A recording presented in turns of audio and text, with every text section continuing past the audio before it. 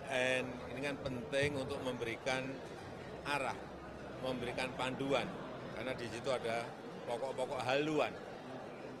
Tapi sekali lagi tadi saya sampaikan, dan memang PPHN tadi Pak Ketua MPR menyampaikan memang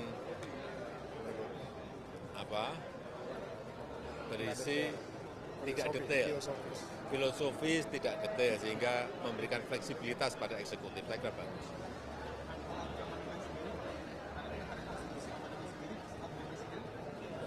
Ini kan proses pemilu ini sedang berproses dan dalam waktu yang dekat kita sudah pemilu, sudah pilpres, sudah pileg, sehingga ya menurut saya sebaiknya proses itu setelah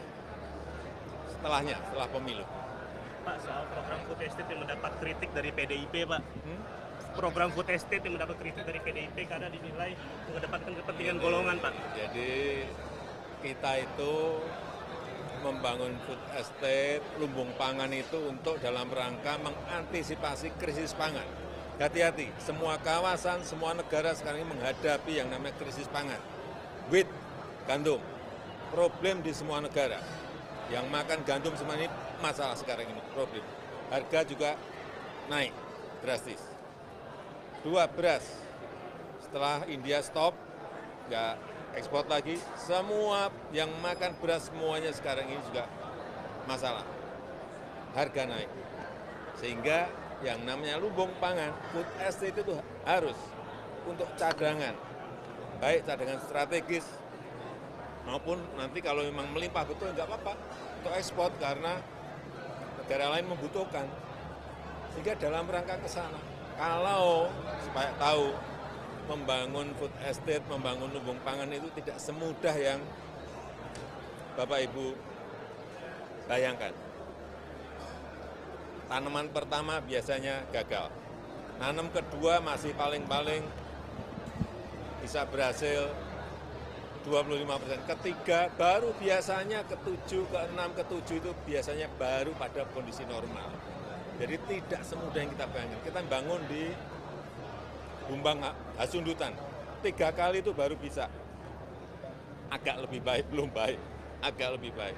Yang di Pulang Pisau, ya Kalimantan Tengah, itu juga belum berada pada kondisi yang normal baik.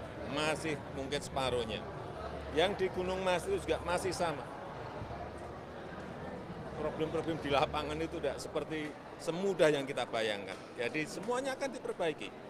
Dan semuanya harus dievaluasi, harus dikoreksi, harus diulang, kalau kita nggak berani, baru gagal pertama sudah mundur, sampai kapanpun lupakan.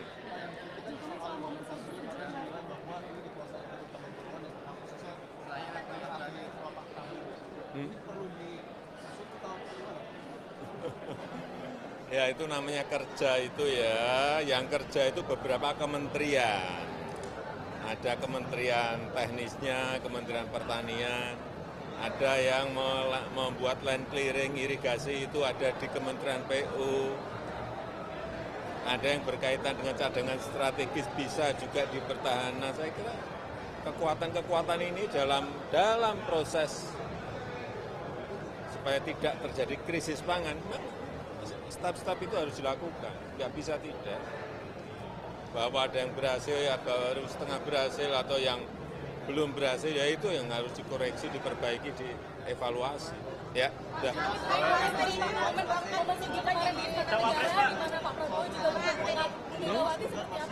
Apa?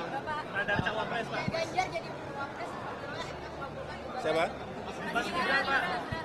Bahkan untuk menjadi cawapres Pak Ganjar jika MK mengabulkan batas usia 35 tahun, Pak. Kata Bu Puan. Tanyakan Bu Puan.